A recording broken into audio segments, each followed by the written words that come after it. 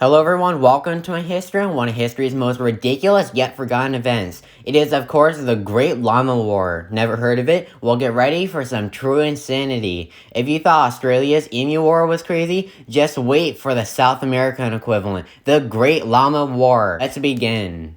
Quick, think of whatever comes to mind when you hear the name Peru. If this was the first image to pop in your head, I wouldn't be surprised. If you take a closer look, you will see llamas. Llamas everywhere. These llamas dominated the local environment. Although native, they would become a great burden to Peruvians in the 1870s. Speaking of the 1870s, if we skip back to 1874, our story can begin. Within the outskirts of the Peruvian capital, the massive city of Lima, many farmers were struggling to make ends meet. However, things will get even worse. Many llamas within the Andes mountain range would make their way down to the flat and semi-arid region Lima sat on. Once here, they found some convenient farmers' fields and had a buffet. As you can guess, these farmers weren't about to let some creatures with Rihanna hair decimate their crops. With the newfound threats, the dangerous threats to Peruvian agriculture, the farmers being affected went to the Minister of Agriculture, except they didn't since there wasn't such a person. They instead went straight to the man at top, President Manuel Pardo. Pardo was a wealthy politician who spent much of his time talking trash about how he thought Chile was the worst thing since Shrek 2.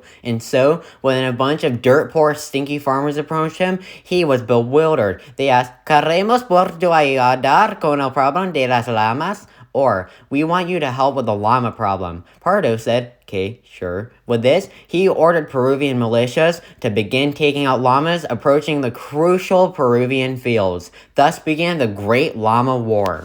These militiamen setting out into the highlands of Peru, not knowing what to expect, the llamas came up with a perfect way to respond to these men. When they fire, they run away. This would work very well for the llamas, as they can even outrun the emus of Australia. And so, as the militias advanced eastward on the dangerous hordes of llamas, the llamas kept dragging them further east of the Andes Mountains, where the war would escalate. On September 16, 1874, the Battle of Cusco was fought near the historic city of Cusco. In it, llamas were cornered against a steep cliff drop, and so they went backwards, stampeding into the Peruvian militias. This stampede trampled 8 men, killing 7. With this, the poorly trained militiamen unleashed a shower of uncontrolled bullets, killing 2 llamas and killing 5 more people. With this, the remaining llamas would travel north, and the shaken militiamen who survived would reluctantly follow these machines of fiery death.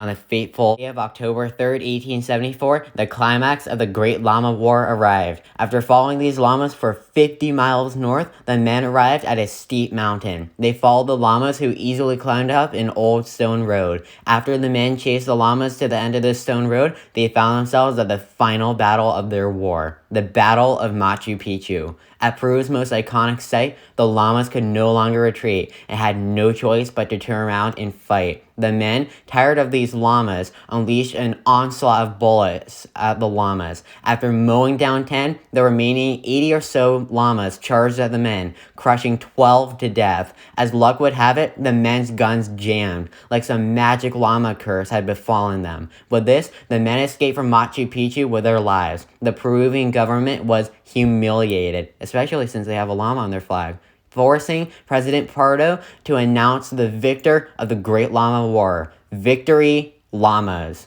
24 llamas and 35 men died, creating one of history's most ridiculous events. What a train wreck this war was. It's surprising that next to no one has heard of it. The reason no one has heard of this war is because I made the whole thing up. It didn't happen in any real shape or form. If you totally bought all of this, sorry, happy April Fool's Day. My next video will be a history on the Olympics. It will come out on April 6th. Thanks for watching.